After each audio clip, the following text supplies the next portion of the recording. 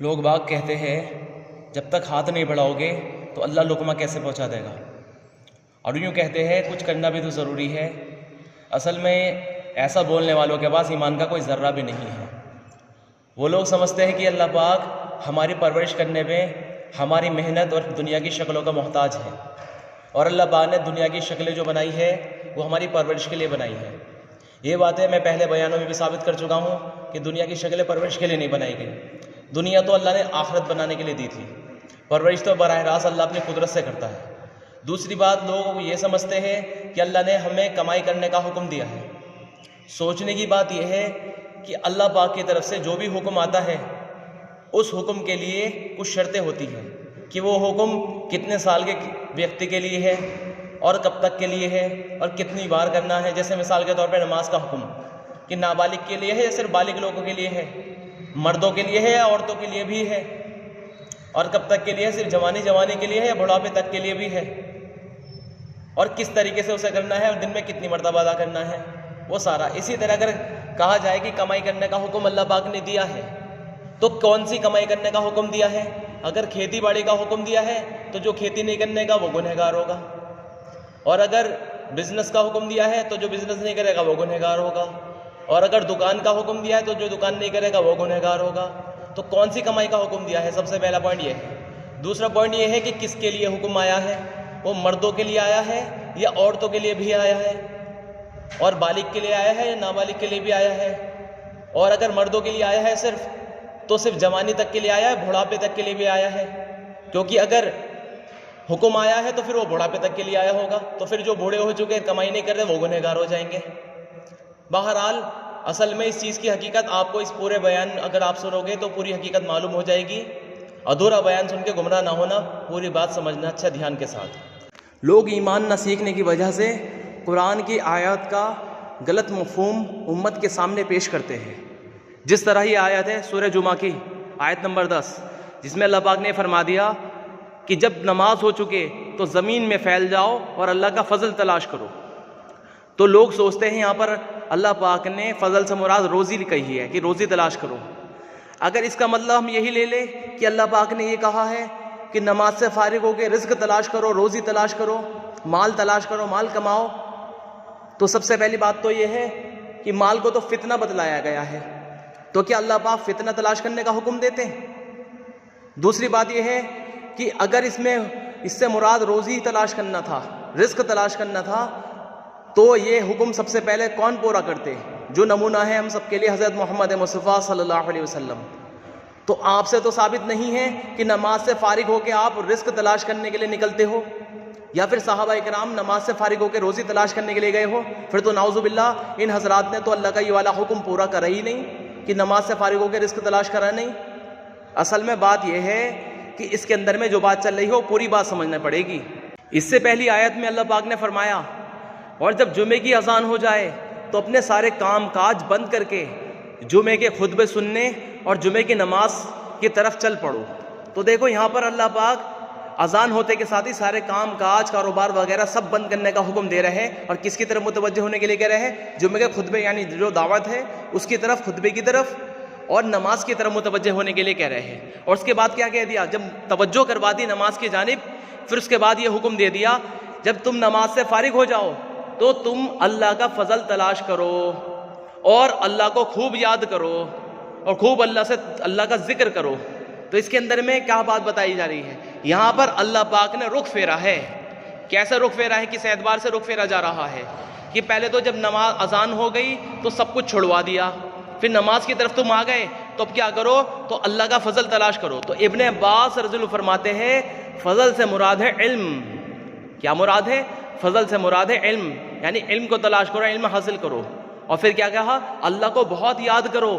کس امید پر؟ اس امید پر کہ تم فلاح پاؤ، کامیاب ہو جاؤ۔ تو یہاں پر کیا ہوا؟ یہاں پر اللہ پاک نے رخ پھیرا ہے اسباب سے احکام کی طرف کہ کامیابی اس پر ملے گی۔ دوسری روایت سے بھی پتہ چلتا ہے بالکل صاف، اللہ کے رسول جناب محمد مصطفیٰ صلی اللہ علیہ وسلم نے کیا فرمایا؟ آپ نے فرمایا، حضرت زبیر بن نفیر رحمۃ اللہ علیہ سے روایت ہے کہ اللہ کے رسول نے فرمایا، مجھے یہ حکم نہیں دیا گیا کہ میں مال جمع کروں یا تاجر بنوں، بلکہ مجھے یہ حکم دیا گیا ہے کہ آپ اپنے رب کی تسبیح اور تعریف کرتے رہے، نماز پڑھنے والوں میں شامل رہے اور اپنے رب کی عبادت میں مشغول رہے یہاں تک کہ آپ کو موت آ جائے۔ اب یہ دیکھیں، اللہ کے رسول کہہ رہے ہیں کہ مجھے یہ حکم نہیں دیا گیا تاجر بننے کا یا پھر مال جمع کرنے کے لیے، بلکہ کیا حکم دیا گیا ہے مجھے تو رب کی تسبیح پاکی بیان کرنے کا، تعریف کرنے کا، نماز پڑھنے کا، اور یہاں تک کہ موت آ جائے، یہ حکم دیا گیا ہے۔ یہ تھی اصل اتباع۔ اگر کاروبار کرنے کا، کمائی کرنے کا حکم ہوتا تو جو لوگ نہیں کر رہے تھے وہ گنہگار ہو گئے۔ لوگوں کو لگتا ہے کہ حلال کمانا بہت بڑی عبادت ہے، دین ہے، بے شک صحیح بات ہے، لیکن اس میں بھی کچھ شرطیں ہیں حلال کمانے کی۔ اگر وہ شرطیں پوری نہیں کر رہے تو باوجود طریقہ نبوی اپنانے کے، اسلامک طریقہ اپنانے کے باوجود بھی حلال کمائی بھی حرام ہو جائے گی۔ اس کی کچھ شرطیں ہیں حلال کمائی حلال ہو جائے اس کے لیے حضرت امام غزالی رحمۃ اللہ علیہ نے احیاء العلوم جو کتاب ہے اس میں شرطیں بیان کری ہے۔ جو رزق حلال تلاش کرنا چاہتا ہے اس کی کچھ شرطیں ہیں۔ اس سے پہلے میں آپ کو ایک حدیث بیان کرتا ہوں۔ حضرت ابو ہریرہ رضی اللہ عنہ اس کے راوی ہے، بہقی کی روایت ہے کہ اللہ کے رسول نے فرمایا، جس کا مفہوم یہ ہے، کوئی شخص حلال دنیا حلال طریقے سے اس لیے طلب کرے، نام و نمود کے لیے، شہرت کے جذبے کے لیے، یا پھر بڑا بننے کی چاہت کے لیے، یا مال بڑھانے کے لیے، تو اللہ کے سامنے اس حال میں حاضر ہوگا، اللہ اس سے سخت ناراض ہوں گے۔ اس میں یہ نہیں کہا حرام دنیا کما رہا، کیا ہے رزق حلال کی بات آئی ہے کہ جو شخص حلال طریقے سے دنیا اس لیے طلب کرے کہ نام و نمود، یعنی میرا نام بھی مالداروں کی لسٹ میں آ جائے، یا پھر مال بڑھانے کے لیے، یا شہرت کا جذبے کے لیے کہ میں مشہور ہو جاؤں، تو اللہ کے سامنے اس حال میں حاضر ہوگا، اللہ سے سخت ناراض ہوں گے۔ اسی روایت میں آگے لکھا ہوا ہے، لیکن کوئی شخص دنیا حلال طریقے سے اس لیے طلب کرے، کس وجہ سے؟ کہ دوسروں کے سامنے سوال نہ کرنا پڑے، کیونکہ سوال کرنا حرام بتلا دیا گیا ہے کہ اللہ کے غیر سے سوال نہیں کرنا۔ سوال سے مراد کوشچن آنسر نہیں ہے، سوال سے مراد کیا ہے کہ کسی اور سے مانگنا، اپنی ضرورت کسی اور سے مانگنا۔ تو ٹھیک، جو شخص دنیا حلال طریقے سے اس لیے طلب کرے کہ دوسروں کے سامنے سوال نہ کرنا پڑے، اور دوسرا اپنے گھر والوں کے لیے حلال روزی خرچ کر سکے، گھر والوں پر خرچ کر سکے ان کی ضرورت میں، اور تیسرا پوائنٹ اپنے پڑوسیوں کا اکرام کر سکے، تو قیامت کے دن اللہ کے سامنے اس حال میں حاضر ہوگا، اس کا چہرہ 14ویں رات کے چاند کی طرح چمکتا ہوا ہوگا۔ تو دیکھو دونوں ہی رزق حلال کا کما رہے ہیں، طلب کر رہے ہیں، بلکہ یہاں پر دیکھو ایک پوائنٹ اور بتاتا ہوں، اس کے اندر یہ نہیں کہا جو شخص دنیا حلال طریقے سے کمائے، یہاں پہ کمائی کا لفظ نہیں آیا، بلکہ یہ لکھا ہوا طلب کرے، یعنی چاہ رہا ہے کہ مجھے حلال روزی مل جائے۔ بہت سارے لوگ کہتے ہیں دیکھو اللہ پاک نے تو پہلے دنیا کا ذکر کرا، بعد میں آخرت کا، اس کے لیے آیت پیش کرتے ہیں ربنا آتنا فی الدنیا حسنہ۔ بھائی اس میں کمانے کی تو بات نہیں چل رہی، اللہ سے مانگنے کی بات چل رہی ہے، اللہ ہمیں دنیا میں بھی عطا فرما اور آخرت میں بھی عطا فرما۔ لوگ سوچ رہے ہیں یہاں پر دنیا کمانے کی بات چلے گی، اللہ مجھے دنیا میں بھی کمانے کی توفیق دے دے، آخرت میں بھی ایسی بات نہیں ہے، وہاں پر مانگنے کی بات بتائی جا رہی ہے۔ تو بہرحال رزق حلال میں اپنے آپ میں نیکی نہیں ہے، رزق حلال اپنے آپ میں نیکی نہیں ہے، رزق حلال کسی شرط کی وجہ سے نیکی ہے۔ جس طرح 9 ذی الحجہ میں عرفات کے میدان میں جانا نیکی ہے، بہت بڑی عبادت ہے، لیکن کب؟ جب حج کا موقع چل رہا ہو۔ کوئی شخص سوچے عرفات کے میدان میں 9 تاریخ میں جانا نیکی ہے تو میں تو پورے سال یہیں پہ لگا دوں، تو اسے کوئی نیکی نہیں ملے گی، بلکہ وقت ضائع کرنے کا گناہ ہوگا۔ بالکل اسی طرح استنجے، بیت الخلاء وغیرہ، ٹوائلٹ وغیرہ سے فارغ ہونے کے لیے ٹوائلٹ میں جانا سنت کے طریقے پر، دعا پڑھ کے گیا، سنت کے مطابق بیٹھا، پھر سنت کے مطابق باہر نکل کر آ گیا فارغ ہو کر، تو یہ نیکی ہے کب؟ جب استنجے وغیرہ کی حاجت ہو۔ ایک آدمی کو کسی ٹوائلٹ کی حاجت نہیں ہے، اب پھر ٹوائلٹ میں جا رہا سنت کے طریقے پر، اور سنت کے طریقے پر باہر آ رہا، تو اسے کوئی نیکی نہیں ملے گی، وقت ضائع کرنے کا گناہ ملے گا۔ اسی طرح سنت کے طریقے پر کھانا استعمال کرنا نیکی ہے کہ دسترخوان بچھا کے کھائے، بسم اللہ پڑھ کر کھائے، ٹھیک، اور ساری وہ پورا طریقہ ہے سنت طریقہ، اس طریقے پر کھانا استعمال کرنا نیکی ہے، بہت بڑی عبادت ہے، لیکن کب؟ جب بھوک کی حاجت ہو۔ لیکن ایک آدمی کی بھوک مٹی ہوئی ہے، پیٹ بھرا ہوا ہے، اب یہ سنت کے طریقے پر کھانا استعمال کر رہا ہے، دسترخوان بچھا کر کھا رہا، بسم اللہ پڑھ کے کھا رہا، تو اسے کوئی نیکی نہیں ملے گی، کوئی اجر نہیں ملے گا، بلکہ گناہ ملے گا، بدعت کا گناہ۔ پیٹ بھرے ہوئے میں کھانا یہ کیا ہے؟ بدعت ہے۔ لکھا ہوا ہے ایک کتاب میں، لقمان حکیم فرماتے ہیں پیٹ بھرے ہوئے کھانے سے بہتر ہے کتے کو ڈال دو۔ اسی طرح تیمم بہترین پاکی بتائی گئی ہے، جب پانی موجود نہ ہو، اس کی شرط یہ ہے پانی موجود نہ ہوگی اتنے کے اتنے کلومیٹر تک پانی موجود نہیں ہے تو آپ تیمم سے پاکی حاصل کر سکتے ہو، وضو بنا سکتے ہو، لیکن شرط کے ساتھ ہے۔ وہ شرط اگر پوری نہیں ہو رہی، پانی موجود ہے، پھر آپ سوچو بہترین پاکی بتائی گئی ہے، تیمم کو بہترین پاکی بتایا گیا ہے، میں تو تیمم سے وضو کروں گا آج، تو کیا ہوگا؟ اس کی وضو قبول نہیں ہوگی، مانی نہیں جائے گی۔ اسی طرح شہادت کا مرتبہ کتنا اونچا ہے، شہید کا مرتبہ کتنا اونچا ہے، لیکن نیت بگڑنے پر شہید بھی جہنم میں جائے گا۔ اللہ فرمائے گا اس سے ہم نے تجھے جان دی تھی، کیا کرا؟ کہ اللہ تیرے راستے میں اب نکلنے میں اپنی جان کی بھی پرواہ نہیں کری، حتیٰ کہ شہید ہو گیا تھا۔ یہ کیوں ہوا تھا؟ کہ اللہ تیرے واسطے جھوٹ بول رہا ہے اس لیے ہوا تھا تاکہ تجھے شہید کہے، غازی کہے، وہ تو دنیا میں کہا جا چکا، میرے پاس تیرے لیے کچھ نہیں ہے، چل جہنم میں جا۔ علم کا درجہ کتنا اونچا ہے، شہید کے خون سے بھی زیادہ عالم کی قلم کی سیاہی بتائی گئی ہے، کیونکہ وہ جو تحریر لکھتا ہے، وہ جو کتابیں لکھتا ہے، اسے پڑھ کر کتنے لوگوں کے اندر میں شہادت کا جذبہ آئے گا، کتنے سارے لوگ اعمال کریں گے، لیکن وہ عالم اس کی نیت بگڑنے پر وہ بھی جہنم میں جائے گا۔ ہم نے تجھے علم دیا تھا، قرآن دیا تھا، کیا کرا؟ یا اللہ تیرے واسطے پڑھا، سیکھا بھی، سکھایا بھی اور عمل بھی کرا، کیوں کرا؟ تیرے واسطے۔ جھوٹ بولتا ہے اس لیے کرا تاکہ تجھے عالم کہے، حافظ کہے، قاری کہے، کہا جا چکا، میرے پاس تیرے لیے سوائے جہنم کا کچھ نہیں ہے، اسے بھی جہنم میں پھینک دیا جائے گا۔ سخاوت کا کتنا اونچا مرتبہ ہے کہ اللہ کے لیے مال خرچ کرنا، غریبوں، مسکینوں وغیرہ سب کی مدد کرنا، لیکن اس میں بھی اگر نیت بگڑ گئی کہ لوگ مجھے سخی کہے تو اسے بھی جہنم میں ڈال دیا جائے گا۔ اب سوچئے اتنے اتنے بڑے بڑے اعمال نیت کے بگڑنے میں جہنم میں جانے کا سبب بن رہے، تو رزق حلال جو ایسی عبادت ہے کہ اگر رزق حلال اندر میں نہ پہنچے تو کوئی بھی عبادت قبول نہیں ہے۔ رزق حلال والے کی بھی نیت اگر بگڑ جائے تو پہلے میں ابھی روایت سنا چکا ہوں کہ کوئی شخص رزق حلال اس لیے طلب کرے، بڑا بننے کی چاہت، نام و نمود یا شہرت کا جذبہ یا مال بڑھانے کی نیت سے، تو اللہ کے سامنے اس حال میں حاضر ہوگا، اللہ اس سے سخت ناراض ہوں گے۔ اس لیے قرآن میں صرف رزق حلال کا ذکر نہیں ہے، کیونکہ حلال کھاؤ اور پاکیزہ کھاؤ، حلالن طیبہ، صرف حلال کا نہیں، حلالن طیبہ، تو پاکیزہ اور حلال پاکیزہ روزی کو کہا ہے۔ مولانا یوسف صاحب رحمۃ اللہ علیہ ابو بکر صدیق کی اولادوں میں سے ہیں، وہ کیا فرماتے ہیں؟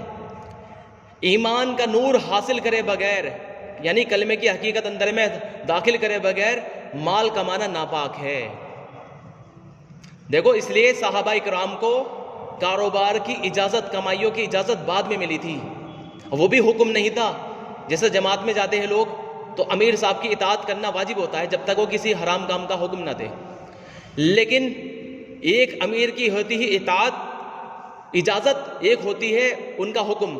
امیر صاحب نے کسی چیز کا حکم دے دیا اور ایک ہوتا کسی چیز کی اجازت دے دی، دونوں میں انتر ہے۔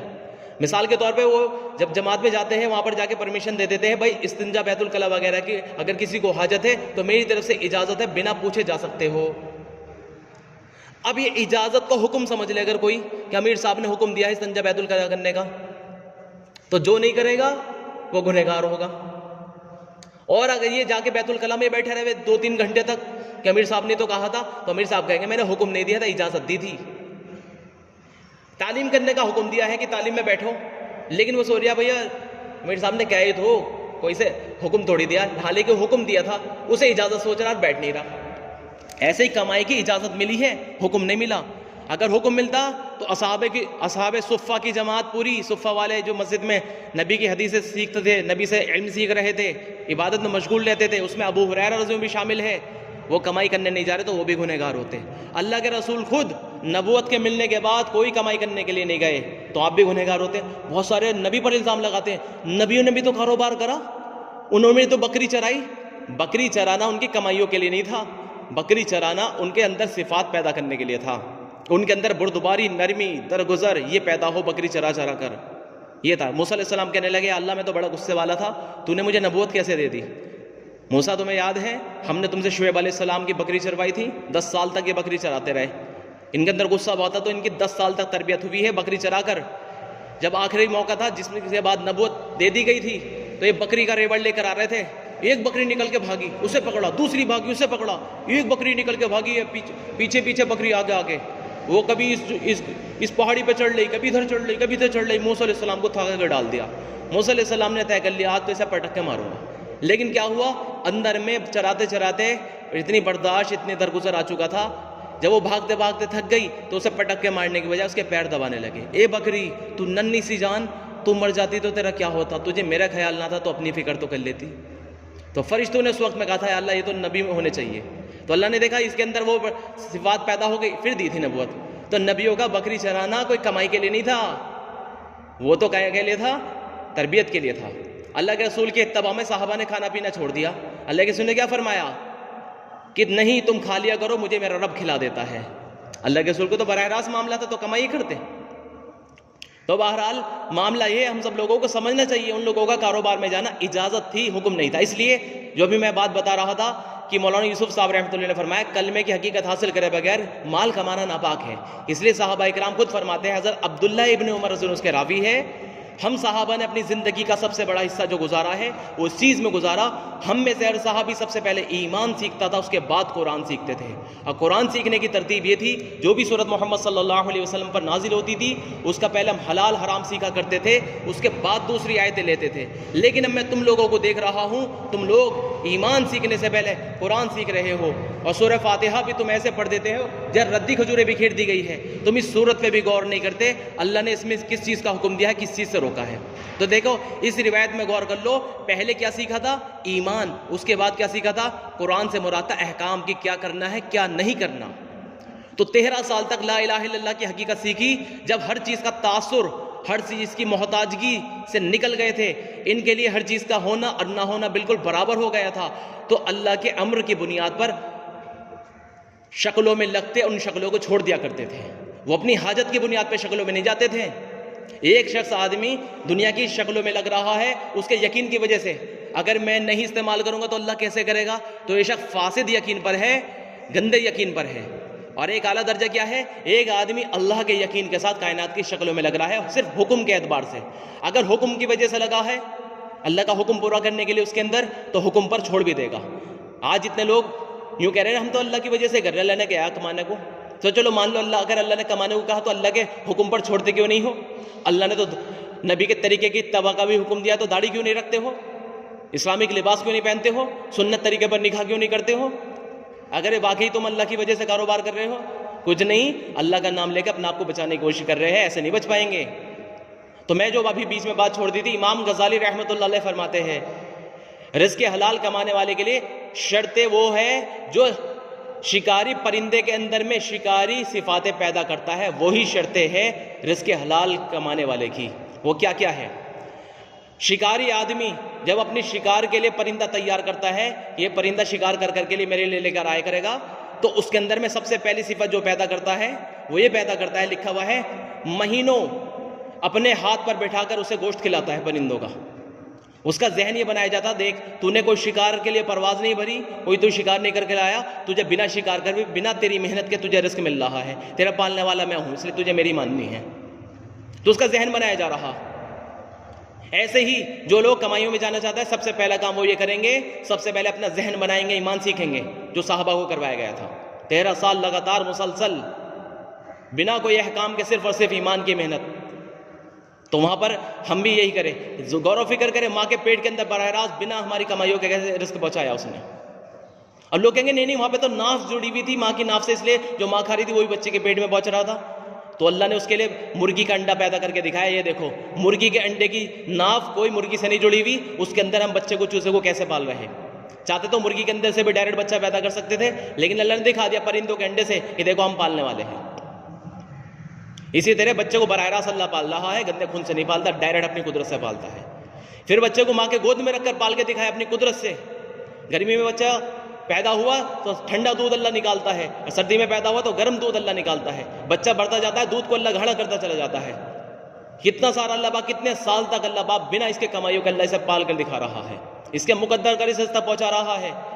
اب کیونکہ یقین بگڑ چکا, تو اب یہ آدمی کیا کرے, بنا کسی نقشوں میں لگے نماز پر پرورش لینی سیکھے, جب جا کے اس کا یقین بنے گا.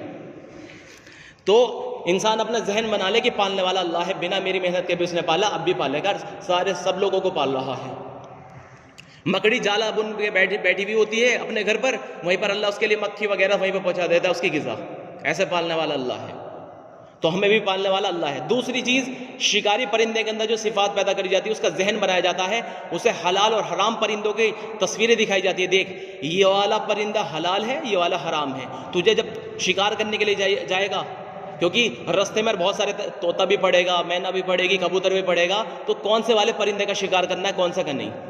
ایسے ہی جو کمائی کرنے کے لیے جا رہا ہے اسے حلال حرام کاروبار کا علم حاصل کرنا پڑے گا. کیا علم حاصل کرنا پڑے گا کہ جب میں کمائی کرنے کے لیے جا رہا ہوں اس میں کون سی کمائی حرام ہے اور کون سی کمائی حلال ہے. جو حرام کمائی ہے وہ حلال طریقہ اپنانے سے بھی حلال نہیں ہو جائے گی. بہت سارے کہتے ہیں ہم شراب تھوڑی پی رہے ہیں, شراب کی اس پر جسٹ جاب ہی کر رہے ہیں صرف, کہ نہیں اگر آپ وہاں پر جاب بھی کر رہے ہو چاہے محنت, تو کہتے ہیں اپنی محنت کی کما رہے تو حرام کہاں سے ہو جائے گی, کہ نہیں چور اور ڈاکو بھی تو اپنی محنت کی کما رہا تو وہ بھی حلال ہو جانا چاہیے پھر تو, کہ نہیں حرام چیز حلال طریقہ اپنانے سے حلال نہیں ہو جائے گی اور نیت بدلنے سے بھی حلال نہیں ہو جائے گی. جس طرح کوئی آدمی خنزیر کا گوشت مرغے کی نیت سے کھائے تو وہ حلال نہیں ہو جائے گا, حرام ہی رہے گا. اسی طرح حرام کاروبار حلال کی نیت سے کرو تو بھی حرام ہی رہے گا, حلال نہیں ہوئے گا. تو اس لیے حلال والا کاروبار وہ پکڑے, اس میں بھی اگر طریقہ آپ نے غلط اپنا لیا حلال کاروبار بھی حرام ہو جائے گا. جس طرح دو طرح کے جانور ہوتے ہیں, ایک حلال جانور ایک حرام جانور. حرام جانور کو اپنے آپ نے بسم اللہ اللہ اکبر کہہ کے حلال طریقے سے ذبح کرا تب بھی حرام ہی رہے گا. تو اس لیے حلال جانور اپنانا ہے, حرام جانور نہیں. اور حلال جانور میں بھی اگر آپ نے طریقہ اس کا حلال نہیں اپنایا حلال جانور بھی حرام ہو جائے گا. وہ کیا ہے, بسم اللہ اللہ اکبر کہہ کے گردن پر چھری چلانی ہے, اگر گلے پر چھری نہیں چلائی بیچ میں سے دو ٹکڑے کر کے ذبح کر دیا تب بھی حرام ہے. تو طریقے کی پابندی. اسی طرح ہر آدمی پہلے رزق کے حلال کی کمائیے اور حرام کی کمائیوں کا علم حاصل کرے علماء سے کہ کس چیز کی اجازت ہے اور اس میں بھی طریقہ کیا اپنانا ہوگا. نمبر تیسرا پوائنٹ, جب وہ پرندے کو بھیجتا ہے تو پرندہ اپنی مرضی سے اڑ کے نہیں جانا چاہیے. اگر اس کے شکاری کے گھر کے چھت پر کبوتر بیٹھا ہوا ہے یعنی حلال پرندہ بیٹھا ہوا ہے اور اس کا شکاری پرندہ اپنی مرضی سے جا کے اڑ کر اس کا شکار کر کے لے کر آ گیا تو لکھا ہوا ہے اس کے شکار کرا ہوا پرندہ حرام ہے, حلال نہیں ہے, کیونکہ اپنی مرضی سے گیا ہے, مالک کی اطاعت غالب نہیں ہے اس کے اندر میں, اس کی بھوک غالب ہے. اسی طرح جو شخص بھی کاروبار میں جانا چاہ رہا ہے, کمائی کرنے کے لیے جانا چاہ رہا ہے, اپنی مرضی سے نہیں جائے گا, حکم کی بنیاد پر جائے گا. جس وقت میں اجازت ہے تب جائے گا. وہ میں ابھی بتا چکا ہوں, ابھی مثالیں دی تھی لیکن اس کی بھی پوری بات نہیں بتائی تھی, یہاں پر جا کے کلیئر کرتا ہوں. جیسے ابھی میں بتا رہا تھا کوئی نیکی اپنے آپ میں نیکی ہوتی ہے, کوئی نیکی دوسری نیکی کی وجہ سے نیکی بنتی ہے. 9 ذی الحجہ کی میں نے مثال دی تھی, وہ حج کی وجہ سے نیکی ہے, اپنے آپ میں نیکی نہیں ہے. بیت الخلا سنت کے طریقے پہ استعمال کرنا وہ حاجت کی وجہ سے نیکی ہے, اپنے آپ کوئی وقت ضائع کر کے آ جائے وہ نیکی نہیں ہے. دسترخوان بچھا کے سنت کے طریقے پر کھانا کھانا اپنے آپ میں نیکی نہیں ہے, بھوک لگنے پر اس طریقے پر کھانا کھانا تب نیکی ہے. اسی طرح رزق کے حلال اپنے آپ میں نیکی نہیں ہے, بلکہ جب حرام کی نوبت آ جائے, اس کی نوبت ایسی آ چکی ہے یہ کسی اور سے غیر اللہ سے سوال کر لے گا تو اس وقت میں حلال کمانا یہ نیکی ہے. نبی نے دیکھے ایک آدمی دوسروں سے مانگ رہا ہے, اسے بلایا, اس کے پاس ایک پیالہ تھا اسے بکوایا تو لکڑی کی اور لوہا مکس کر کے ایک کلاہڑی بنا کے دی اور اس سے کہا اس سے بہتر یہ ہے تو جا کے لکڑی کاٹ کر اسے بیچ لے, یہ اس سے بہتر ہے. جو لوگ ایمان نہیں سیکھے وہ اس روایت کو بھی غلط پیش کرتے, وہ کہتے دیکھو نبی کاروبار میں بھیج رہے, ابھی کسے بھیج رہے جو حرام کی نوبت آ گئی تھی, جس کی جو براہ راست اللہ سے لینے والا نہیں بنا بلکہ لوگوں سے سوال کر رہا تھا, اسے حلال میں لگایا ہے, حرام والے کو حلال میں لگایا ہے. ورنہ حضرت ابو ہریرہ کو تو نہیں بھیجا کہ تم مسجد میں پڑے رہتے ہو, کیوں نہیں جا رہے کمائی میں. کسی اور صحابی کو تو نہیں بھیجا, انہیں کو کیوں بھیج رہے ہیں. بلکہ ایک صحابی نے کہا یا رسول اللہ مجھے اجازت دے دیجیے, میں تجارت کے لیے بحرین جانا چاہتا ہوں. نبی نے کہا اللہ کے لیے 2 رکعت پڑھ لو. ایک نے کہا یا رسول اللہ آج کی تجارت میں مجھے اتنا نفع ہوا, میں سامان خریدتا رہا بیچتا رہا, 300 اوقیہ چاندی فائدے میں بچی ہے. یوں کہ اس سے زیادہ نفع والی چیز نہ بتاؤں, ہر فرض نماز کے بعد 2 رکعت نماز نفل, یہ تیرے لیے اس سے زیادہ فائدہ والی چیز ہے. اب بتاؤ, سب کا رخ پھیر رہے ہیں اسباب سے احکام کی طرف. نبی نے فرمایا جب لوگ دنیا کے مال و دولت کو اپنا خزانہ بنا لے تو تم ان کلمات کو اپنا خزانہ بنا لے لا. کون دے, اللہم انی اسألک الثبات فی الامر والعزیمۃ علی الرشد واسألک شکر نعمتک واسألک حسن عبادتک واسألک قلبا سلیما واسألک لسانا صادقا واسألک من خیر ما تعلم ونعوذ بک من شر ما تعلم واستغفرک لما تعلم انک انت علام الغیوب. اب بتاؤ, نبی ان کلمات کو خزانہ بنانے کی بات کر رہے ہیں. اس کے علاوہ بیٹی کو خادم مانگنے کے لیے جب بھائی خادم کی بجائے تسبیح دے دی تو سبب سے ہٹا کے عمل پہ لگایا جا رہا. اب بیٹی یوں نہیں کری جی تسبیح اپنی جگہ ہے لیکن خادم بھی تو ضروری ہے, نہیں, تسبیح پہ ہی اتفاق کر لے, اس پہ ان کے کام بنے. اور حضرت علی پھر دیکھو خادم تو مل کے اتنا بڑا دروازہ 70 خادم مل کے اٹھاتے. خیبر کا دروازہ حضرت علی نے ایک ہاتھ سے پکڑ کو اکھاڑ دیا تھا, اس کی ڈھال بنا لی تھی خیبر کے قلعے کا دروازہ. حیات الصحابہ میں لکھا ہوا ہے 70 آدمیوں نے مل کے اٹھا کر بعد میں لگایا تھا اسے. اب بتاؤ یہ اکیلے کیسے اٹھا رہے ہیں؟ وہ تسبیح کا کمال تھا. وہ جو تسبیح نبی نے بتائی تھی اس کی ایسی پابندی کری تھی, کبھی زندگی بھر نہیں چھوڑی. جیسے ہم کمائی نہیں چھوڑتے, وہ انہوں نے تسبیح نہیں چھوڑی تھی. 5000 بکری لینے کے لیے آئی تو نبی نے 5000 بکریوں کے بجائے 5 کلمات دے دیے کہ بیٹی یہ 5 کلمات لے جاؤ, اس کے ذریعے تمہیں اللہ دونوں جہاں میں تمہیں نفع دے گا. یا اول الاولین, یا آخر الاخرین, یا ذل قوت المتین, یا راحم المساکین, یا ارحم الراحمین. یہ لے کے چلی گئی. یہ نے کہا جی بکری اپنی جگہ, تسبیح اپنی جگہ, نہیں, اس پر ہی کام بنے گا. پھر ان کی اولادیں بھی جو کچھ کمائی نہیں کرتی تھی, کتنی ہزاروں بکری لوگوں کو دینے والے بنے. کتنے ساری واقعات ہمارے سامنے ہیں. بہرحال تو رزق حلال اپنے آپ میں نیکی نہیں ہے, شرط کے ساتھ نیکی ہے. ایک آدمی کو اگر اللہ پاک نے دے رکھا پھر کما رہا ہے تو اس روایت کا مستحق ہو جائے گا کہ نام و نمود یا پھر مال بڑھانے کے لیے کما رہا ہے. اور صحابہ اکرام کو جو مال ملا ہے وہ بھی اپنی ذات پر خرچ نہیں کرا, اس کو بھی اللہ کے بندوں پر خرچ کرتے تھے. ایک شخص کو اللہ کے سننے ایک صحابی کے یہاں بھیج دیا, جاؤ ان سے جا کے تم لے لو. تو جب انہیں بھیجا, اصل میں عملی نمونہ دکھانا تھا کہ میرے صحابہ کیسے لینے والے ہیں, کیسے اللہ کے لیے خرچ کرنے والے ہیں. تو وہ جب پہنچے تو دیکھا وہ اپنی بیوی کو ڈانٹ رہے, تو نے آج بتی تیز کر دی, تیل زیادہ پھک گیا.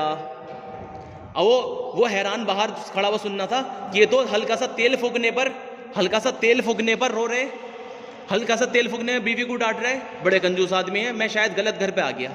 نبی کے باپ واپس پہنچے, یا رسول اللہ آپ نے تو ایسے گواہ بھیجا. وہ تو اس بات پر لڑ رہے تھے اپنی بیوی سے. نبی نے کہا نہیں, انہی کے پاس جاؤ. اب جب پہنچے ہیں دوبارہ, بتایا مجھے اللہ کے رسول نے بھیجا ہے, تو ان صحابی نے درہم کی تھیلی لا کر ان کے سامنے رکھ دی. اور وہ حیران ہو گئے, ابھی جب میں پہلے آیا تھا تو آپ تو بیوی سے لڑ رہے تھے اور اب اتنا سارا مجھے دے دیا, یہ کیسے؟ یوں کہا وہ اپنی ذات پر خرچ تھا, یہ اللہ کے حکم پر خرچ ہے. یہ دیکھو, تو وہ اپنی ذات پر بادشاہ بننے کے بعد بھی اپنی زندگی کی سادگی ویسی کی ویسی برقرار ہے. پہلے پیمند لگ گئے تھے کرتے میں, تو بعد میں بھی کرتا نیا نہیں لیا, وہی پیمند لگے ہوئے پہن رہے ہیں بادشاہ بننے کے بعد بھی. گھر ویسے ہی تھا سادہ, بعد میں بھی سادہ ہی رہا. ہم جو کمائی کر رہے ہیں اپنی خواہشات کے لیے کمائی کر رہے ہیں, رزق حلال کے لیے نہیں کر رہے, تو ایسی کمائی حرام ہو جاتی ہے. اب کتنے اپنا آپ کو فتویٰ دے لو, مطمئن کر لو, کسی نقلی مفتیوں سے فتویٰ لے لو, یہ تو حرام ہے تو حرام ہی رہے گا. تو کیا ہے, اپنی مرضی سے نہیں جانا. تیسری شرط کیا بتائی امام غزالی نے, وہ حلال پرندے کے اندر میں, کہ وہ پرندہ اپنی مرضی سے جا رہا ہے تو اس کا شکار حلال نہیں ہے, جائز نہیں ہے, مالک کی اطاعت پر جائے. چوتھا پوائنٹ کیا ہے, جب اسے اڑایا جاتا ہے تو بھوکے پیٹ اڑایا جاتا ہے, ورنہ اڑنے میں سستی کرے گا, تو اس لیے بھوکا پیٹ اڑایا جاتا ہے. تو اب یہ بھوکا پیٹ شکاری پرندہ حلال پرندے کا شکار کر کے لا رہا. اب بھوک بہت تیز لگ رہی تھی, رستے میں 2-3 بوٹی اس میں سے کھا لی, واپس لا کے سارا کا سارا اپنے باس کو لا کر دے دیا. تو لکھا ہوا ہے اس کا یہ پرندہ شکار کرا ہوا جائز نہیں ہے, حرام ہے. کیوں؟ اس کے اوپر خدمت خلق نہیں, خدمت حلق غالب ہے, اپنی بھوک غالب ہے. اسی طرح مسلمان بھی کیا کرے, اگر اس کے حلال میں ساری شرطیں پوری کرنے کے بعد جو کمائی سے مل رہی ہے وہ اپنی مرضی سے کہیں پر خرچ نہیں کرے گا, مالک کے حکم پر خرچ کرے گا, اپنی خواہشات پر نہیں, بقدر ضرورت خرچ کرے گا. اسی طرح 5واں پوائنٹ, آخری پوائنٹ, امام غزالی رحمۃ اللہ نے جو فرمایا ہے, شکاری پرندے کے اندر میں جو صفات پیدا کری جاتی وہ یہ ہے, یہ اڑا, سامنے حلال والے پرندہ تھا, وہ 2-3 ہاتھ کی دوری پہ تھا, فوراً اسے شکار کرنے والا تھا, فوراً مالک نے وسل ماری کہ واپس آؤ, اور یہ فوراً اس نے بریک مار کے واپس ہو گیا, تو اس کا شکار حلال ہے. ورنہ اگر اس نے اس کی وسل کی پرواہ نہیں کری اور جا کے شکار کر لیا تو اس کے سارے پرندے شکار کرے ہوئے حرام ہے, جائز نہیں ہے. بھائی کیوں کرا, جب ہم نے بلایا تھا واپس آئے کیوں نہیں, کہ جی آپ نے ہی تو بھیجا تھا, کہ جب اگر ہمارے حکم سے گئے تھے تو ہمارے حکم پر واپس آئے کیوں نہیں. ایسے ہی کوئی آدمی اپنے بزنس کاروبار وغیرہ میں مشغول ہے, اللہ کا حکم آئے گیا, اللہ اکبر, حی علی الصلاح, حی علی الفلاح, سب کچھ چھوڑ کے آؤ, اگر حکم پر نہیں آ رہا, اسی میں مشغول ہے, تو یہ جائز نہیں ہے, اس کی کمائی ہے. اللہ کے راستے میں نکلنے کا حکم آ گیا, انفروا خفافا وثقالا, نکلو ہر حال میں ہلکے ہوئے بھاری, اب کمائی میں مشغول ہے, اب اس کی کمائی جائز نہیں ہے.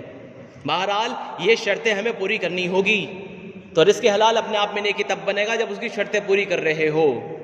اور صحابہ اکرام کا کمائیوں میں جانا اپنی ذات کے واسطے نہیں تھا, امت کے سامنے دین پیش کرنے کے واسطے تھا.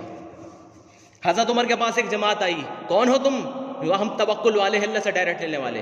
یوں کہا جاؤ لوگوں کمائی کرو، کاروبار کرو، جا کر بازار میں منڈیوں میں لوگوں کو دکھا دو کاروبار کا دین کیسے کیا جاتا ہے. جو یقین بن چکا تھا جن کا، وہ اب کمائیوں میں، نقشوں میں، اسباب میں بھی پہنچ جائے گے تو حکم نہیں توڑیں گے وہ، کیونکہ ان کا یقین یہ ہے پالنے والا اللہ ہے.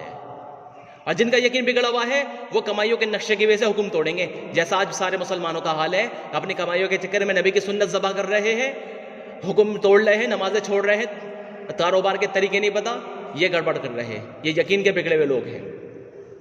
اس لیے پہلے یقین ہی سکھایا گیا تھا، جو آج مسلمان سیکھنے کو تیار نہیں ہے اور اپنے آپ کو ایمان والا ثابت کرنے پہ تلا پڑا ہے. یہ خیالی ایمان ہے، حقیقت والا ایمان نہیں ہے.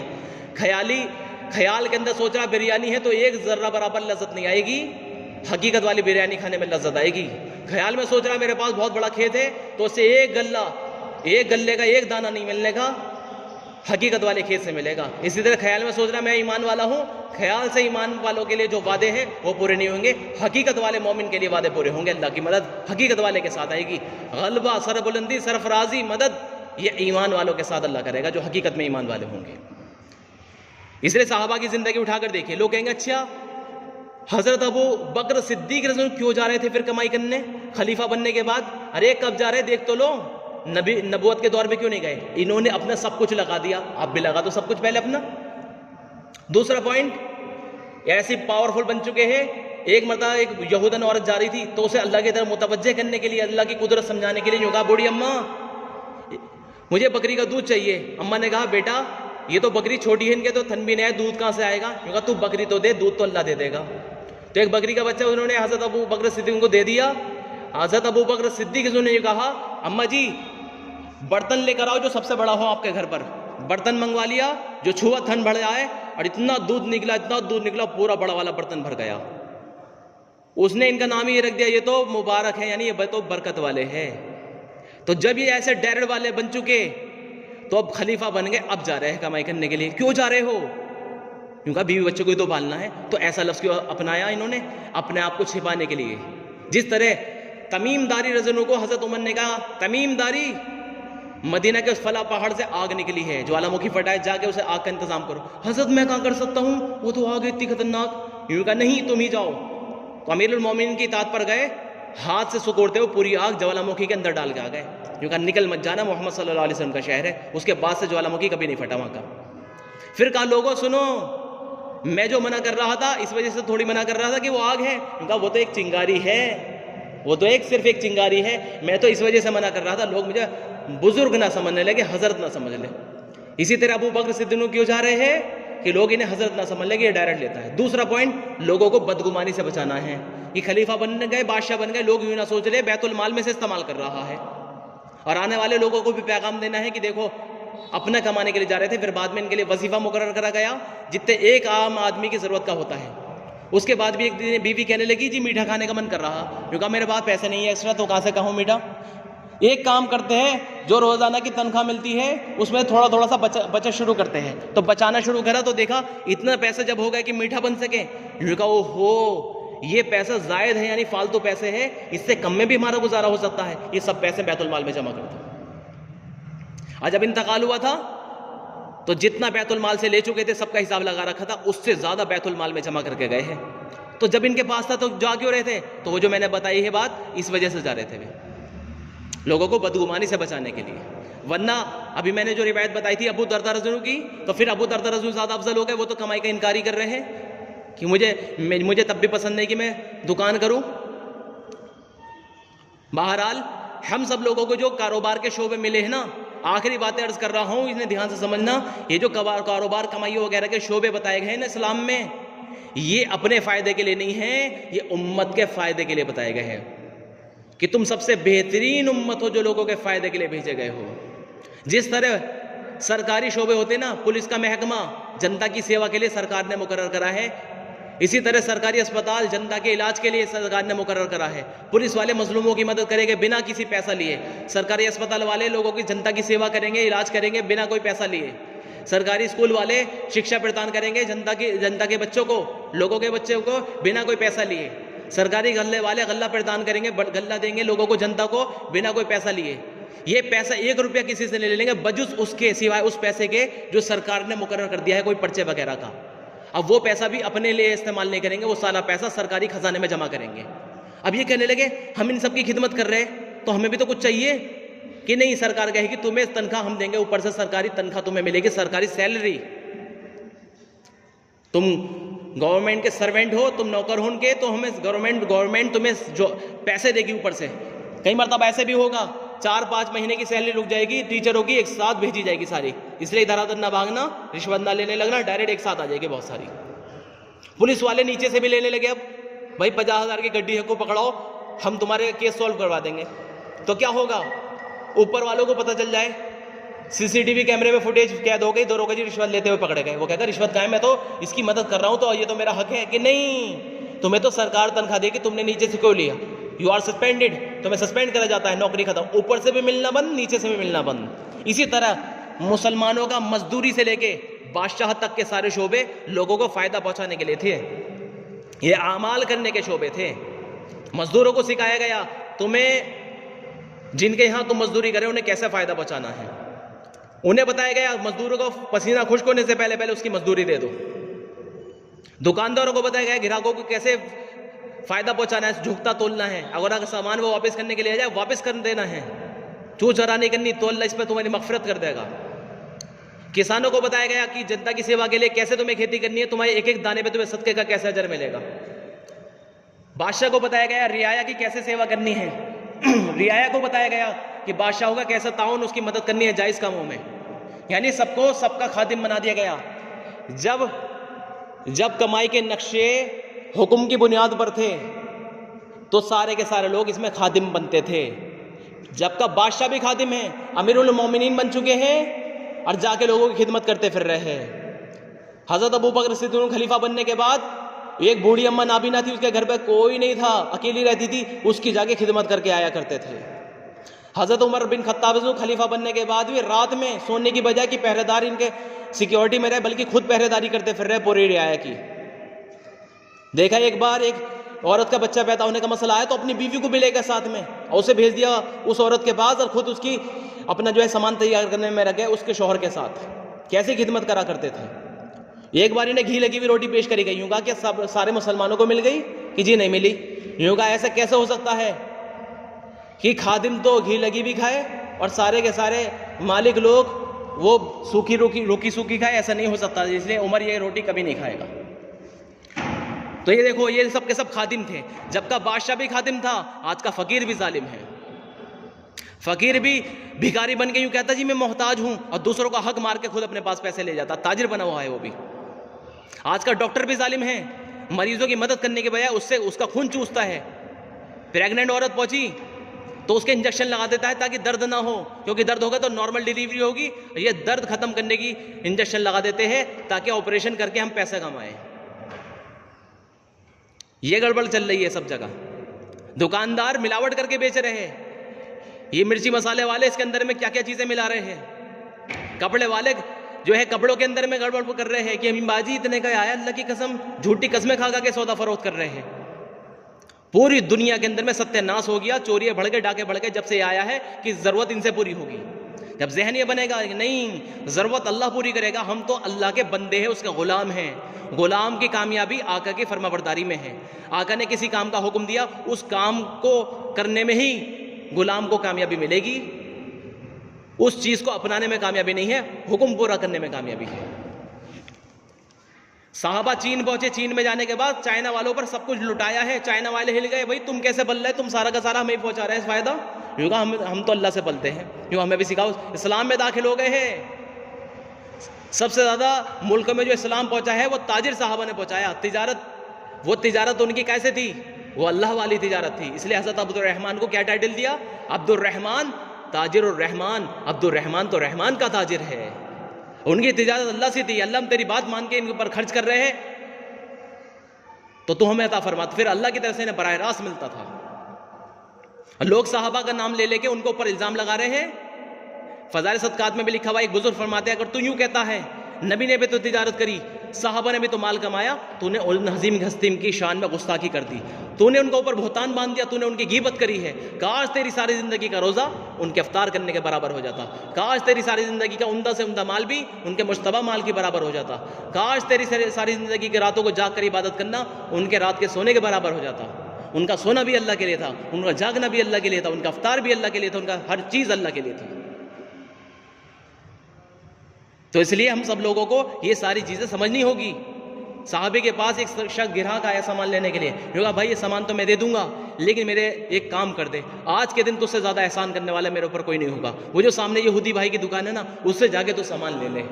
اس کے پاس کوئی گراہک نہیں آیا، وہ حیران، لوگ تو اپنے پاس بلاتے، تم نے اس سے کیوں سامان لیا، یہاں سے کیوں نہیں لیا، جا کے اس سے ہی لے لے۔ لوگ تو چاہتے میرے پاس آئے، یہ بھیج رہے ان کے پاس بھی مسئلہ کیا، تو سامان تو لے گئے ادھر سے، پھر ان کے پاس واپس آئے، بھائی تمہارے کہے مطابق سامان تو میں نے ان سے لے لیا ہے، لیکن میں ایمان تم سے لینے کے لیے آیا ہوں، مجھے کلمہ پڑھاؤ، اسلام میں داخل کرو۔ ایک شخص کے بعد ایک صحابی کے پاس گھوڑا بیچنے والا گھوڑا بیچنے آیا، کتنے کا ہے؟ 400 درہم کا۔ کہا بڑا سستے بتا رہے ہو، تھوڑی اور قیمت بڑھائیے۔ ہم ہوتے ہیں ہم یوں کہتے ہیں بھیا اتنا مہنگا آ گیا، تھوڑا سا سستا کرو۔ وہ کیا کہہ رہے؟ قیمت بڑھائیے۔ ٹھیک ہے 600 درہم دے دینا۔ نہیں، یہ سستا ہے، تھوڑا اور بڑھاؤ۔ 800 کرتے کرتے کرتے بعد میں 1200 درہم کا لیا وہ۔ 400 درہم والا گھوڑا 1200 درہم میں۔ خادم حیران ہو گیا، حضرت یہ کیا کرا آپ نے؟ یوں کہا اس کی قیمت اتنی ہی تھی، اسے بیچارے کو پتہ نہیں تھا۔ ہمیں پتہ چل جا کوئی کہ اتنی سستے میں مل جاؤ، ہم تو اسے بھی سستا کروا کے لائیں گے، کیونکہ ہم نفع لینے کی نیت سے لگے ہوئے ہیں، فائدہ پہنچانے کی نیت سے نہیں لگے۔ اب ہم نیچے والوں سے لینا چاہ رہے ہیں اور پھر اللہ سے بھی مانگنا چاہ رہے ہیں، کیوں ملے گا اوپر سے؟ تم نیچے والوں کی سیوا کرو، سرکاری سیلری اوپر سے اللہ کی طرف سے ملے گی براہ راست۔ ایاک نعبد و ایاک نستعین، ہم نے تیری بات مان لی ہے، تیرے بندوں کو فائدہ پہنچایا، اب تو براہ راست عطا فرما۔ اللہ فرما رہا ہے کوئی یہی نیکی اور کمال نہیں، تم اپنے منہ مشرق کی طرف کر لو یا مغرب کی طرف۔ نیکی تو یہ ہے کوئی شخص اللہ کی ذات اور صفات پر یقین رکھے، اس کے رسولوں پر، آسمانی کتابوں پر، اچھی بری تقدیر پر، آخرت کے دن پر، ان عقیدوں کے ساتھ ان کے اعمال بھی ہو کہ وہ اپنی مال کی محبت کے باوجود کیا کرتے ہو؟ غریبوں میں، مسکینوں میں، یتیموں میں، غلاموں کو آزاد کرنے میں، بیواؤں میں اور سوال کرنے والوں میں مال خرچ کرتے ہو، اور نماز کی پابندی کرتے ہو، زکوٰۃ ادا کرتے ہو، اور لڑائی کے سخت وقت میں بھی مستقل مزاج رہنے والے ہو۔ صرف یہی لوگ ہیں جنہیں متقی کہا جا سکتا ہے، یہی لوگ تقوی والے ہیں۔ اب دیکھو جو اپنی یہ 3-4 لائنیں ٹھیک کر لے، عقیدہ ٹھیک کر لے، مال کا مصرف یعنی مال کا خرچ ٹھیک کر لے، اپنی ذات کی اپنی خواہشات کے بجائے امت پر خرچ کرے، اور اس کے علاوہ نماز کی پابندی اور اخلاق نہ بگاڑے، تو کیا ہوگا؟ اللہ نے بتا دیا یہ تقوی والا ہے۔ لوگ سو رہے کھانے کا احتیاط کرنے والا تقوی والا، صرف اسے متقی بتا دیا۔ تقوی والوں کے لیے اللہ کا وعدہ ہے بے گمان روزی دیں گے، اللہ اسے ایسی جگہ سے رزق عطا فرمائیں گے جہاں سے گمان بھی نہیں ہوگا، ہر تنگی سے نجات دیں گے، اس کے کاموں میں آسانی پیدا کر دیں گے، براہ راست اسے عطا فرمائیں گے۔ اس لیے ہم سب لوگوں کو یہ چیپٹر سمجھنا ہوگا، اصل میں ہم سب لوگوں کو پرورش کے لیے نماز ہی دی گئی ہے اس امت کو، لیکن ایسا اسلام کا نام بگاڑا ہے، نام اسلام کا رہ گیا، اندر کام اپنے چل رہے ہیں۔ اب تو لوگ پتہ نہیں کس کس چیز پہ حاصل کر رہے ہیں مال۔ نبی کہہ رہے 40 نیکی ہے، اللہ کے سنے کیا فرمایا؟ جس کا مفہوم یہ ہے 40 نیکی ہے، اس میں سے ایک یہ بھی ہے کوئی شخص اپنی بکری کسی کو دے دے اور اس کے دودھ سے نفع اٹھا کر وہ بکری سے واپس کر دے، یہ بھی ایک نیکی ہے۔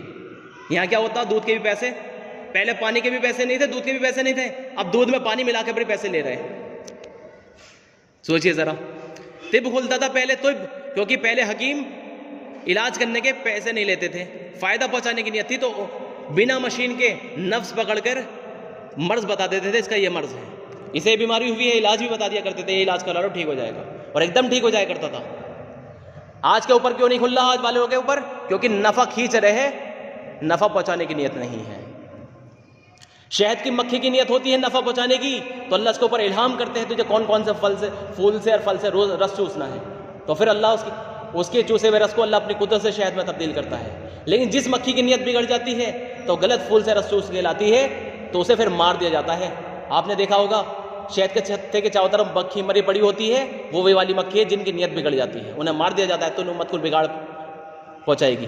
اور آج کے لوگ جو فن حاصل کر رہے ہیں، ڈاکٹری کا فن، انجینئرنگ کا فن، یہ فیک ڈگری لے کے نقلی ڈاکٹر بن کے بیٹھ جاتے ہیں، امت کو نقصان پہنچا رہے ہیں، اللہ انہیں ایسے مار دے گا، ایسا ضائع کر دے گا، ان کی زندگی برباد ہو جائے گی، ان کی زندگی کسی بھی طریقے سے ہو، آپس میں رشتے خراب ہو جائیں ان کے، یا شوگر بھیج دی جائے، یا کچھ اور بیماری، یا کچھ اور ٹینشن پریشانی ان کے ساتھ ہوگا، کیونکہ یہ یا تو ماہر بنے، کیونکہ یہ شعبہ فائدہ پہنچانے کے لیے ہے، تم فائدہ لینے کے لیے نقلی ڈگری لے کے بیٹھ گئے ہو 2-4 دن کا تجربہ لے کے۔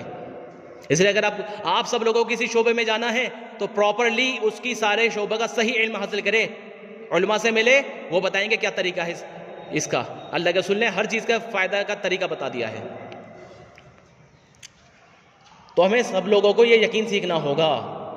اللہ پاک فرما رہا ہے تمہارا رزق اور جتنی چیزوں کا تم سے وعدہ کیا گیا وہ آسمانوں میں ہے، اللہ تو کہہ رہے ہیں آسمانوں میں ہے، اور یوں کہتے ہیں یہ بات بالکل پکی اور سچی ہے، اور یہ ایسے یقین ہے جیسے تمہارا بول تمہارے لیے یقین ہے کہ تم نہیں بولا ہے، اور اللہ کہہ رہا ہے اللہ وعدہ کرتا ہے وہ تم تک ہی پہنچ کے رہے گا تمہارا رزق۔ نبی نے فرمایا کوئی آدمی مر نہیں سکتا جب تک کہ اپنے مقدر کا رزق پورا نہ کر لے، تو روزی تو مل کر رہے گی، ہمیں تو کرم کر کے دکھانے، عمل کر کے دکھانے، اور روزی کو حاصل کرنے کے لیے طریقہ کون سا اپنایا۔ ایک ہوتا حرام طریقہ، حرام پر بھی ملے گی مقدر والی، لیکن اس کے ساتھ مصیبتیں پریشانیاں آئے گی، آخرت میں عذاب ہوگا۔ ایک ہے حلال طریقہ، حلال طریقہ جو میں نے ابھی سب بتایا، حلال طریقے سے کما لو، اس کا حساب ہوگا۔ لیکن ایک ہوتا پاکیزہ طریقہ، وہ ملتا ہے جب آپ نماز کے راستے سے لینے والے بنتے ہو، براہ راست لیتے ہو، اس کا کوئی حساب بھی نہیں ہوگا، براہ راست ملے گا۔ لکھا ہوا ہے حدیث میں، نبی نے فرمایا اس کا مفہوم ہے جو شخص اس چیز کی طلب میں لگ جائے جو اللہ کے پاس ہے، اور آسمان اس کا سایہ ہو، زمین اس کی بچھونا ہو، دنیا کی کسی چیز کی اسے فکر نہ ہو، تو ایسا شخص بغیر کھیتی کے روٹی کھائے گا، بغیر باغ لگائے پھل کھائے گا، اللہ کی رضا کی جستجو میں ہر وقت لگا رہتا ہو، تو ایسے شخص کے لیے اللہ پاک ساتوں زمین اور ساتوں آسمان کو اس کی روزی کا ذمہ دار بنا دیتے ہیں، اور ساتوں زمین ساتوں آسمان ہر وقت اسے روزی پہنچانے کے لیے تیار رہتے ہیں۔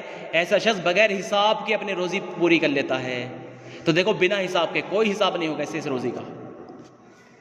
لکھا ہوا اللہ پاک نے فرمایا لیکھو اللہ ذہن بنا رہے ہیں، اور کتنے ہی جاندار ایسے جو اپنی روزی جمع کر کے نہیں رکھتے، اللہ انہیں ان کے مقدر کی رزق پہنچاتا ہے، اور تمہیں بھی، کیا تم اتنا بھی نہیں سمجھتے؟ اللہ کے رسول نے فرمایا تمہارے رزق اللہ کے قبضے میں ہے، اور جتنی چیزوں کا تم سے وعدہ کیا گیا ہے وہ بھی اللہ کے قبضے میں ہے، لہٰذا روزی حاصل کرنے میں صاف ستھرے طریقے اپناؤ، ایسا نہ ہو رزق کی تاخیر یعنی رزق میں ملنے میں دیری تمہیں غلط کام پر آمادہ کر دے۔ حضرت عمر فرماتے ہیں رضی اللہ عنہ کہ لوگوں تمہاری روزی اور تمہارے بیچ میں ایک پردہ پڑا ہوا ہے، اگر تم بنا سوچے سمجھے کمانے میں گھس گئے تو روزی کے پردے کو پھاڑ لو گے، لیکن مقدس سزا پھر بھی نہ پا سکو گے، اور اگر صبر سے کام لوگے تمہارا رزق اللہ تمہیں خود پہنچا دے گا۔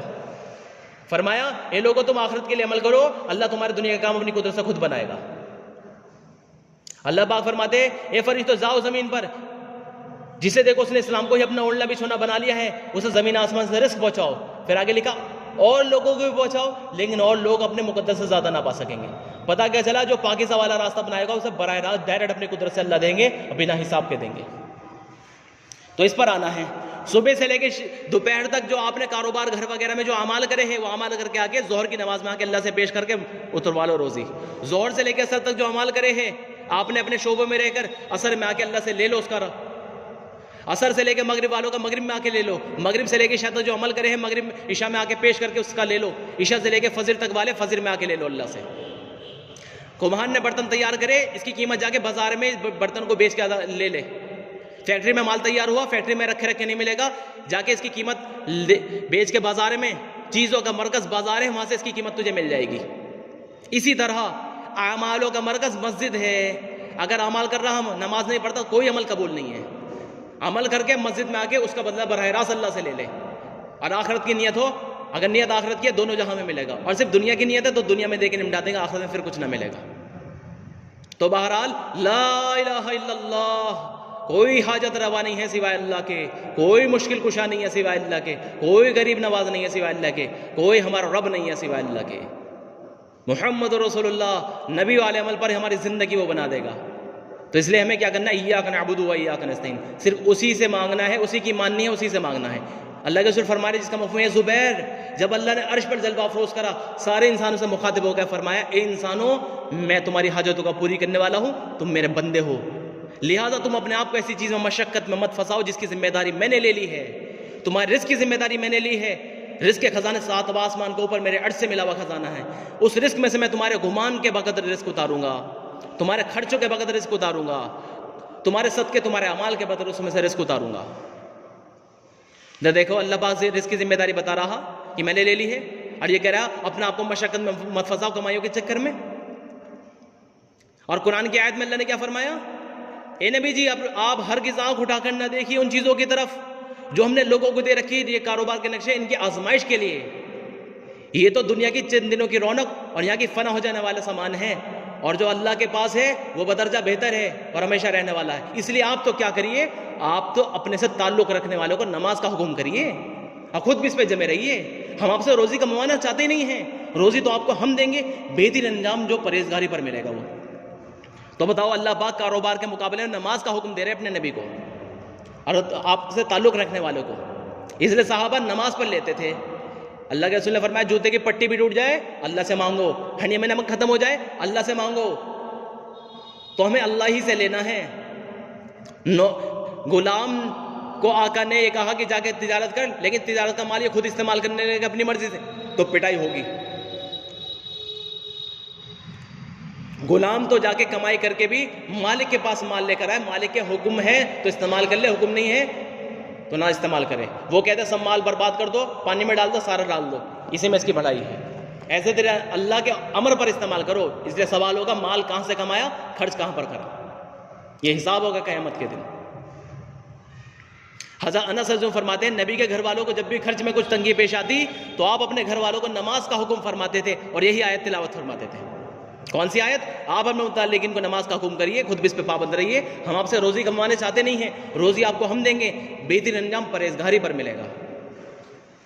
تو آخری بات بالکل 6 شرطیں ہیں آپ کو براہ راست لینے کی. یہ 6 شرطیں جس میں نہیں ہیں وہ کمائی کے نقشے میں جا سکتا ہے, بلکہ اسے جانا پڑے گا. کون کون سی؟ پہلی شرط یہ ہے جو نہیں کمانا چاہ رہا وہ کسی سے سوال نہیں کرے گا, یعنی کسی سے مانگے گا نہیں اللہ کے غیر سے. تو میں نے بھی بتایا تھا جو اللہ کے علاوہ کسی سے مانگ رہا تھا نبی نے اسے لکڑی کاٹنے کے لیے بھیج دیا, اس سے بہتر یہ ہے. دوسرا اشراف سے بچنا. اشراف کسے کہتے ہیں؟ دل کے اندر کے خیال کو, دل میں سوچ رہا فلاں دے دے گا فلاں دے دے گا, یعنی مخلوق کا گمان اندر میں, تو اس سے بچنا. نمبر 3 کسی کا مال نہیں دبانا. پتہ چل رہا اب لوگوں سے مانگ بھی نہیں رہا, اب ادھار مانگ کر نقلی لے لیا, پھر اس کے بعد دینے کو تیار نہیں, دبا لیا, یا پھر چوری چکاوی کرنے لگا. یہ بھی نہیں کرنا. اگر ایسی نوبت آ رہی ہے تو اب تیرے لیے حلال کمانا نیکی ہے, وہ فرض ہے تیرے لیے. نبی نے فرمایا رزق حلال فرض ہے تمام فرضوں کے بعد. سب سے پہلا فرض ایمان ہے, نماز وغیرہ, اب اس کے بعد ان ساری اعمال کے بعد فرض ہے کسی اور سے سوال نہ کرنا فرض ہے. تو کیا ہے؟ سوال نہیں کرنا, اشراف سے بچنا, کسی کا مال نہیں دبانا. نمبر 4 اپنے حال کا لوگوں کے سامنے اظہار نہیں کرنا. ایک شخص آئے یا رسول اللہ میرے پاس یہ سونے کی ڈلی ہے, یہ اللہ کے راستے میں قبول کر لو, اس کے علاوہ میرے پاس کچھ ہے نہیں. تو دیکھو حال کا اظہار کر رہا تھا, نبی نے لینے سے منع کر دیا. اس نے 2-3 مرتبہ اور کہا, نبی نے لے کے اتنی تیز پھینک کے مارا, لکھا ہے اگر اس کا لگ جاتی تو چہرہ زخمی ہو جاتا. کہ بعض لوگ اپنا دے دیتے ہیں پھر دوسروں کے توشے دان پہ نگاہ رکھتے ہیں, لیکن ابو بکر صدیق کا سارا قبول کر لیا تھا, دوسرے صحابہ کا سب قبول کر لیا تھا, کیونکہ وہ اظہار نہیں کر رہے تھے. صحابی جس کے گھر پہ 3 دن کا فاقہ تھا, بیچارے پریشان ہوئے فاقے سے, کیوں نہیں جا رہے کمائی کرنے؟ کیونکہ نماز پڑھ لینا ہے. جنگل کی طرف کو گئے, بیوی نے سوچا کہیں حال کا اظہار کسی سے نہ کر دے, تو تندور جلا دیا کہ آگ کی لپٹیں اٹھتے ہوئے دیکھ کے, دھواں دیکھتے ہوئے گھر کی طرف واپس آ جائیں گے. اور بچوں کو بہلانے پھسلانے کے لیے ہنڈیا میں پانی بھر کے چولہے پہ چڑھا دی, خود نماز کی نیت باندھ کے کھڑی ہو گئی. شوہر کی نظر واپس پڑی, میرے گھر میں سے دھواں کیسا اٹھ رہا, گھر پہ کھانے پکانے کے لیے تو کچھ تھا نہیں. بھاگے بھاگے واپس آئے, آگے دیکھا تندور میں سے روٹیاں نکل رہی پکی پکائی, ہنڈیا کھول کے دیکھو اس میں سالن پکا پکایا, چکی چل رہی اس میں سے آٹا نکل رہا. حدیث میں لکھا جس پہ 3 دن کا فاقہ گزرے وہ کسی اور سے سوال نہ کرے, کسی اور سے گمان نہ کرے, کسی اور سے امید نہ رکھے, اپنے حال کا کسی کے سامنے اظہار نہ کرے, صرف اللہ سے مانگے. اللہ کے ذمہ واجب ہے 1 سال کی براہ راست اسے روزی عطا فرمائے گا. دیکھو ڈائریکٹ ملے گی اس پر. اس لیے جس کا 3 دن کا فاقہ گزر جائے, اللہ سے لینے کی مشق کر رہا لیکن نہیں مل پایا, اسے حکم نہیں دیا بلکہ اجازت دے دی ہے 3 دن کے بعد, اب 4تھا دن جب آیا آپ کسی سے بقدر ضرورت مانگ سکتے ہو, صرف اس وقت کی. ایسا نہیں جو فقیر مانگتے پھر آج بھیکاری نہیں, لکھا جو ضرورت سے زیادہ مانگ رہا ہے وہ آگ مانگ رہا ہے. قیامت کے روز اللہ کے سامنے اس حال میں کھڑا ہوگا, کوڑ کے مرض کی وجہ سے اس کا انگ انگ جھڑا ہوگا. تو کیا ہے؟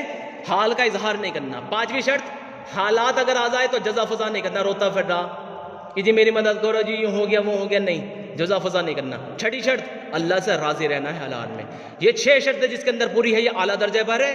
یہ نہ بھی کمائے گا تب بھی یہ سب سے زیادہ توکل کے اعلیٰ درجے پہ ہے. جو اس میں ابھی شرطوں پہ کھرا نہیں اتر پا رہا اس کے لیے اجازت ہے، وہ جا سکتا ہے، اور وہ بھی وہاں پر میں نے بتا دیا کہ کیوں جانا ہے. صحابہ اپنے اپنے شعبے میں خادم تھے. امام زین العابدین صاحب رحمۃ اللہ کا جب انتقال ہوا تو مدینہ کے 100-150 گھروں پر فاقہ آیا. پتہ چلا جو رات میں بوری ڈال کر جاتے تھے وہ یہی تھے، کیونکہ جب غسل جس نے دیا تھا انہیں میت کا غسل تو ان کے کمر پر نشان دیکھے تھے. اس وقت میں سمجھ میں نہیں آیا تھا، بعد میں جب گھروں پر فاقہ ہے پھر پتہ چلا یہ رات میں گلے سے لدی ہوئی بوری گھر پہ ڈال کر چلے جاتے تھے بنا بتائے. یہ دیکھو کیسے فائدہ پہنچاتے تھے.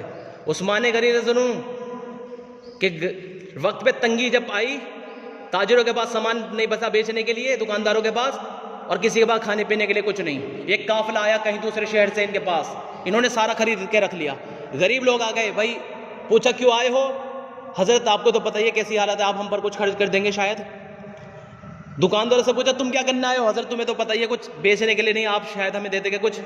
اچھا یہ بتاؤ کتنی قیمت کا لوگے؟ وہ حیران. اچھا چلو دگنی قیمت کا خرید لیں گے. تمہیں لگتا تجارت کرنی آتی نہیں، قیمت بڑھاؤ. حضرت 4 گنا زیادہ قیمت کا خرید لیں گے، جتنے کا آپ نے لیا اس سے 4 گنا زیادہ پیسے دے دیں گے. لگتا تمہیں تجارت کرنی نہیں ہے. اچھا چلو حضرت 8 گنا زیادہ پیسوں میں خرید لیں گے، کہ لگتا تمہیں کرنی آتی نہیں ہے. ایسی تنگی کی حالت میں جہاں پہ کچھ بیچنے کے لیے کچھ مل ہی نہیں رہا، اس میں اتنا سستا دے دوں میں؟ حضرت آپ کو ہو کیا گیا؟ یہ کہا دراصل بات یہ ہے میرا سودا کسی اور کے ساتھ ہو چکا ہے. وہ 1 کے 70 دیتا ہے، 700 دیتا ہے، بے حساب دیتا ہے. میں نے اپنا سارا مال اللہ کو بیچ دیا ہے. غریبوں میں اعلان کر دیا لوگوں لے لو فری. سب نے اٹھانا اور شروع کرو. یہ اللہ سے دعا کرے اللہ میرے یہاں قبول فرما. رونے کی آواز آئی. مجمع میں دیکھا کون رو رہا؟ دیکھا بوڑھی اماں رو رہی. اماں سے پوچھا آپ کیوں رو رہی ہو؟ عثمان بیٹا تجھے تو پتہ ہی ہے کیسی حالت ہے، اتنی بھیڑ ہو رہی ہے، میں کیسے اٹھاؤں گی، گر جاؤں گی. اماں تو یہی رک میں اٹھاتا ہوں. سب سے بڑی والی بوری میں اور زیادہ سامان بھرا، کندھے پہ لاد کے اماں تو اپنے گھر لے کے چل. مجھے خود لاد کر گھر پر جا کے وہاں پر بچوں کو اتار کے اپنے ہاتھوں سے کھلا کر پھر واپس آئے. لرزہ تاری تھا، آنسو ٹپک رہے تھے. واپس آتے ہوئے رو رہے تھے یا اللہ میں تجھ سے امید رکھتا ہوں جتنا مجھے پورے مدینے پر خرچ کرنے پر ملا ہے اس سے زیادہ مجھے اس ایک گھر پر خرچ کرنے پر ملے گا. یہ تھا معاملہ. آج سب میں لڑائی چل رہی ہے کیونکہ مال سے ہونے کا یقین ہے. تو ہمیں خدمت والے اعمال کرنے ہیں اور پھر اللہ سے لینے کی مشق نماز پر کرنی ہے. نماز ہی اصل ہے اللہ سے لینے کا ذریعہ. قرآن کریم میں بھی اللہ پاک نے جب مکے کے اندر میں آیتیں نازل ہو رہی تھی، شروعاتی آیتیں جنہیں کہتے ہیں مکی آیتیں، اس کے اندر جب ایمان سکھایا جا رہا تھا اس وقت میں سب سے پہلا واقعہ جو اللہ نے بیان کرا فرمایا آیت میں اس واقعے کی طرف اشارہ ہے جس میں ایک آدمی کی بات چل رہی ہے. وہ اپنے باغ میں سے خوب خرچ کیا کرتا تھا لوگوں میں اللہ کے لیے. تو بعد میں جب اس کا انتقال ہو گیا اس کے 3 بیٹوں نے ارادہ کرا کہ ہم صبح ہی جا کے اس باغ کے سارے پھل توڑ لیں گے اور کسی کو بھی کچھ نہیں دیں گے. تو کیا ہوا، انہوں نے جا کے جب یہ جا رہے تھے کاٹنے کے لیے اس باغ کو، ایک بھائی نے سمجھایا بھی ایسا نہ کرو، لیکن یہ نہیں مانے. جب وہاں پر پہنچے اللہ نے ان کے پہنچنے سے پہلے ہی آسمان سے ایک آگ بھیج کے پورا باغ کو جلا کے خاک کر دیا. تو جب یہ پہنچے جا کر دیکھ رہے شاید ہم غلط جگہ آ گئے. پھر جب دھیان سے دیکھا رہے نہیں صحیح جگہ ہے. او ہو، ہماری بد نیتی پر اللہ پاک نے یہ سب جلا کر خاک کر دیا. پھر ایک بھائی نے کہا ایک کام کرو، ہم اپنے رب کے سامنے استغفار کرتے ہیں، شاید وہ ہماری توبہ قبول کر کے ہم پر دوبارہ سے رحم فرما دے. تو دیکھیے یہاں پر ذہن شروعات سے یہی بنایا گیا کہ اللہ سے لینے کا راستہ وہ اسباب کاروبار نہیں ہے، بلکہ کاروبار وغیرہ اسباب وغیرہ یہ تو امت کو فائدہ پہنچانے کے لیے ہے. اس میں اپنی نیت ٹھیک کر لو. بالکل آخری بات یہ ہے، کاروبار کا شعبہ دین اعتبار سے صرف وہ چلا سکتا ہے، یہ مزدوری سے لے کے بادشاہت تک کے شعبے دینی اعتبار سے صرف وہ چلا سکتا ہے جس کا ذہن یہ بن جائے، جس کا یقین یہ ہو جائے جو قرآن کے اندر میں اللہ پاک نے مطالبہ کیا ہے. وہ کیا ہے کہ زندگی بننے کا تعلق ان نقشوں سے نہیں ہے. ان نقشے سے تو کیا ہوگا، تمہیں مال و دولت مل جائے گا مقدر والا، لیکن اس سے آپ کی زندگی بننے کا تعلق نہیں ہے، بلکہ زندگی جو بنے گی وہ اس کے اندر میں رہ کر ایمان اور عمل جو آپ کا ہوگا اس کے اعتبار سے فیصلے ہوں گے. ایسے نہیں ہوگا کہ جس کا کاروبار بڑا ہے زندگی بن جائے گی، مال دولت زیادہ ہے تو زندگی اللہ بننے کے فیصلے کر دے گا، بلکہ زندگی بننے فیصلے اس کے ایمان اور عمل پر ہوں گے. عزت، چین، سکون، اطمینان، پرسکون، یہ ساری چیزیں آسمانوں سے اللہ پاک کی طرف سے بھیجے جاتے ہیں انسان کے یقین عمل پر. اور اگر اس کا یقین بگڑا ہوا ہے، اس کے عمل بگڑے ہوئے ہیں، تو بھلے سے نقشہ کیسا بھی ہو اس کی زندگی میں، اس کی زندگی میں بربادی والے حالات بھیج دیے جائیں گے، ناکامی کے حالات بھیج دیے جائیں گے. یہ باتیں میں پہلے ہی کلیئر کر چکا ہوں پچھلے پرانے بیانوں میں.